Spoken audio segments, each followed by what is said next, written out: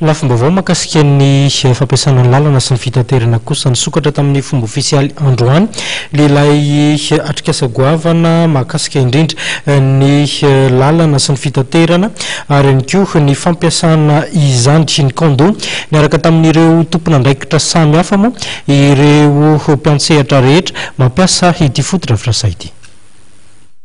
Teny amin'ny panorama Andrainarivo no niaran'ny kondo ny tompona ndraiky mpanjakana eo amin'ny sehatry ny lalana sy ny fitaterana mpitatitra, ny mpandraharaha eo amin'ny sehatry ny asa vaventy ary koa ireo mpamatsy vola sy ny mpiara-miombona antoka amin'ny firenena malagasy. Sokatra tamin'ny fomba ofisialy androany ny kongresy malagasy fahadimy momba ny lalana sy ny fitaterana. Raha nambaran'Andriamatoa Roland Ratsiraka, ministry ny asa vaventy, dia ny hanatsarana ny fomba fiasa sy ny fametrahana ny filana rehetra eo amin'izany sehatra izany ny tanjona lehibe amin'ity kongresy ity. Malala fa raha ohatra ka tsy mandeha ny lalana dia kaso ny firenena. Dia manona an'izany ihany koa ny teny teo zao ny vondrona Union Européenne manambara tsara hoe ekena fa nahazo volontsika fa io volo io tsy ampy.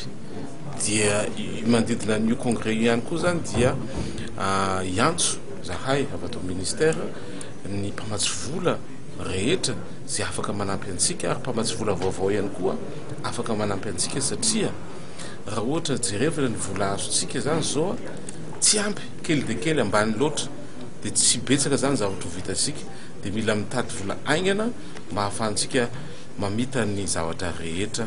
Raha ohatra zany ny chiffre mako ny tenenina teo nisy ta remarque ny tenenina teo 2 milliards de dollars vola ilaintsika ahavitanana ny lalana rehetra.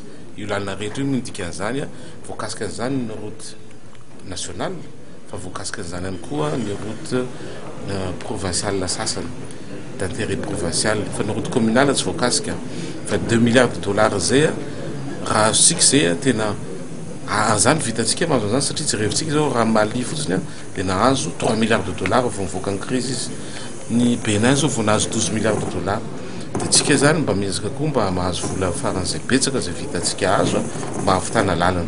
Dia manodidina an'io zany dia iantso firenena maromaro ministra ny asa vaventy maromaro ho antsoina andeha aty amin'ny novambra.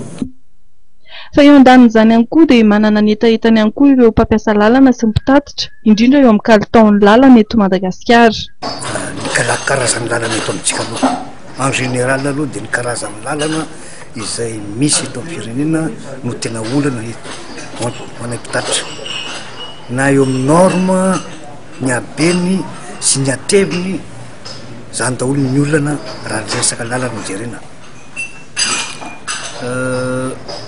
Eo ihany koa ny atao hoe resaka entretien satria raha manao voyage anao androany miverina anao raha pitso miova ny lalana efa misy lavadavaka ty sary io zany no tokony jerena mapimapy hoe hamafy azy bebe kokoa. Voamera maromaro no niaran'ny kondo androany tamin'ity kongresy ity. Mariana fanandray anjara tamin'ity dinika androany ity ireo mpamatsy vola ny Madagasikara.